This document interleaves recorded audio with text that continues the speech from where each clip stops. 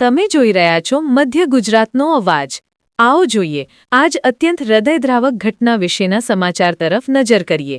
પાવી જેતપુર તાલુકાના નાની રાસલી ગામે બનેલી દીપડાના હુમલાની ઘટના તંત્રની ઘોર બેદરકારી અને નિષ્ક્રિયતાનું જીવતું ઉદાહરણ બની છે। ઘરના આંગણામાં રમતી માત્ર 4 વર્ષની નિર્દોષ બાળકી પર દીપડાએ હુમલો કરી તેને ખેંચી જવાનો પ્રયાસ કર્યો। આ જ ઘટના સમગ્ર વિસ્તારમાં ભય ફેલાવવા માટે પૂરતી છે। પરંતુ આ ઘટના પાછળનો સૌથી મોટો સવાલ તંત્રની નિષ્ફળતા પર ઊભો થાય છે। બાળકીના પિતાએ જીવના જોખમે દીપડા સામે ઝઝૂમીને પોતાની દીકરીને બચાવી। આ બહાદુરી પ્રશંસનીય છે, પરંતુ જ્યારે ઈજાગ્રસ્ત બાળકીને તાત્કાલિક પાવી જેતપુર સરકારી દવાખાને ખસેડવામાં આવી ત્યારે ત્યાં ડોક્ટર અને સ્ટાફ ગેરહાજર હોવાનું સામે આવવું શરમજનક છે।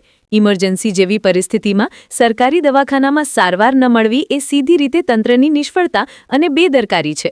આથી વધુ ચોંકાવનારી બાબત એ છે કે દીપડાના વધતા ખતરા અંગે અગાઉથી કોઈ સજાગતા કે કાર્યવાહી કરવામાં આવી નહોતી। જંગલ ખાતા દ્વારા માત્ર સવારે પિંજરો મુકાશે જેવી ઢીલી વાતો કરવી એ ઘટનાની ગંભીરતાને હળવાશથી લેવાની નિશાની છે। શું તંત્ર કોઈ જાનહાનિ પછી જ જાગે છે? આ ઘટના સ્પષ્ટ કરે છે કે સ્થાનિક તંત્ર, આરોગ્ય વિભાગ અને જંગલ ખાતા ત્રણેય વિભાગોમાં સંકલન અને જવાબદારીનો અભાવ છે। એક બાજુ નિર્દોષ બાળકી જીવ માટે સંઘર્ષ કરી રહી છે અને બીજી બાજુ તંત્ર પોતાની ફરજથી દૂર ભાગતું દેખાઈ રહ્યું છે। હવે જરૂરી છે કે સરકારી દવાખાનાઓમાં 24 કલાક ડોક્ટર હાજર રહે તેની કડક વ્યવસ્થા થાય। દીપડાના ખતરા સામે તાત્કાલિક અને અસરકારક પગલાં લેવાય। જવાબદાર અધિકારીઓ સામે કડક કાર્યવાહી થાય। જો હવે પણ તંત્ર જાગશે નહીં તો આવી ઘટનાઓ ફરી બનવી માત્ર સમયની વાત રહેશે।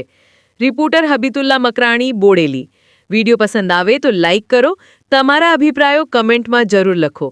આવા જ લોકલ ન્યૂઝ અને અપડેટ માટે અમારી ડિજિટલ મીડિયા ન્યૂઝ ચેનલ મધ્ય ગુજરાતનો અવાજ ન્યૂઝ ચેનલને સબસ્ક્રાઇબ અને શેર કરો અને લાઇક કરો।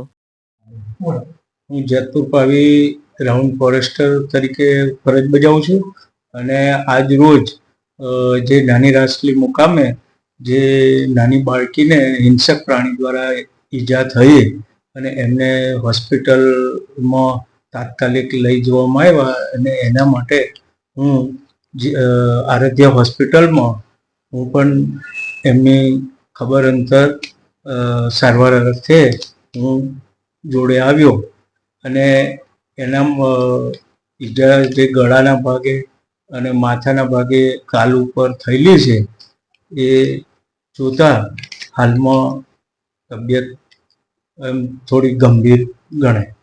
અને આ જે ઘટના થઈ છે મોડી રાસ્તીને એના બાબતે તમે શું કરી શકશો?